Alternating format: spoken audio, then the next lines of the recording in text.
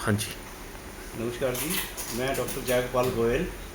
MSME association का president हूँ यहाँ पर बद्दी में। हमारी एक शिमला में मीटिंग हुई आरबीआई ऑफिस के अंदर, जिसके अंदर कुछ एमएसएमई के इश्यूज़ हमने रेज़ किए, जिसमें प्रमुख इश्यूज़ कुछ ऐसे हैं जो कि मेनली एक गवर्नमेंट ऑफ इंडिया ने बजट ऐलान किया था फंड्स ऑन फंड स्कीम का, जिसमें 1000 करोड़ रुपया गवर्नमेंट ऑफ इंडिया ने इसके लिए रिज़र्व रखा है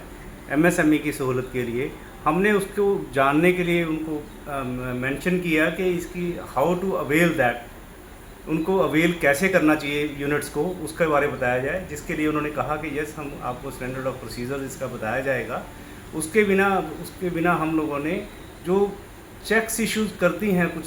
पार्टीज़, बट वो बाउंस हो जाते हैं, उसके लिए भी मुद्दा उठाया कि वो चेक्स के चार्जेस जो है दोनों पार्टीज़ को ना लग के जो इशू करता है उसकी तरफ से उसको डेबिट होने चाहिए, so that he should be on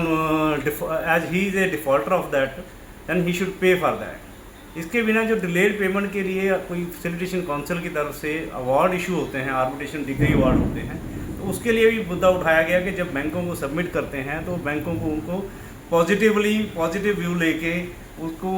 सामने वाली पार्टी को बुला के उसकी मध्यस्थता करनी चाहिए, और एक पॉजिटिव पॉइंट ऑफ व्यू से ही उनके अगर कोई सेटलमेंट होती है तो बुलाया जाए। और सेकेंडली अगर वो नहीं कुछ ऐसा करता है तो उनके कोई सिबिल रेटिंग का या कोई अपनी इंटरनल जो रेटिंग होती है उसका भी इफेक्ट उसके अंदर दिया जाए। अपार्ट फ्रॉम दिस, इसके लिए जो हमने एमएसएमई के अंदर मुद्दा उठाया कि भी जो CGTMSE scheme government of India की है,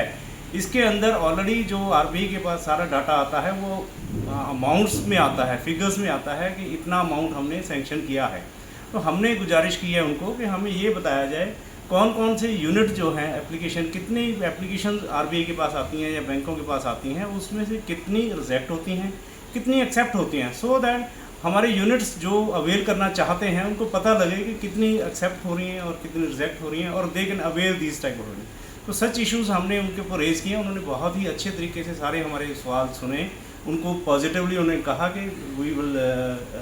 गेट बैक टू यू, हम इंडस्ट्री एसोसिएशन को बताएंगे। अपार्ट फ्रॉम दिस एक और मुद्दा हमने उनको कहा कि जो बैंक्स के पास एक आरबीआई की गाइडलाइंस के तहत, बोर्ड ऑफ कंडक्ट के तहत, हर बैंक को एक एमएसएमई की कमेटी बनानी चाहिए, और कमेटी के अंदर इंडस्ट्री एसोसिएशन का एक मेंबर उसके अंदर मैंडेटरी है जिस भी एरिया में है। तो क्योंकि जो भी कोई यूनिट सिक हो जाते हैं या कोई एनपीए हो जाते हैं या सरफेसी का इशू करते हैं, तो उससे पहले एक आरबीआई की गाइडलाइन है under the government of India कि वो जो केसेस हैं वो सारे उस कमेटी में जाएंगे, उस कमेटी में डिसाइड होने के बाद ही उसके ऊपर कोई भी एक्शन लिया जा सकता है। तो अभी कुछ जब मीटिंग के अंदर कुछ बैंकों ने बताया कि हमारी कमेटी है,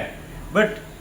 जब उनसे पूछा गया क्या कोई एमएसआई मेंबर आपके पास है उसके अंदर, तो उन सब ने मना किया कि कोई एमएसएमई का हमने कोई रिप्रेजेंटेटिव हमारे यहाँ नहीं है। तो आरबीआई ने इंस्ट्रक्ट किया उनको कि आप उसको फॉलो करो और जहाँ भी एमएसएमई एसोसिएशन हैं उनके मेंबर इसके अंदर इनकॉर्पोरेट करो, सो दैट जो मेन जो बेनिफिट है वो एमएसएमई उद्योग को मिल सके, सूक्ष्म और लघु उद्योग को मिल सके। तो these are the major issues हमने रेज़ किए हैं और आगे भी हम करते रहते हैं। तो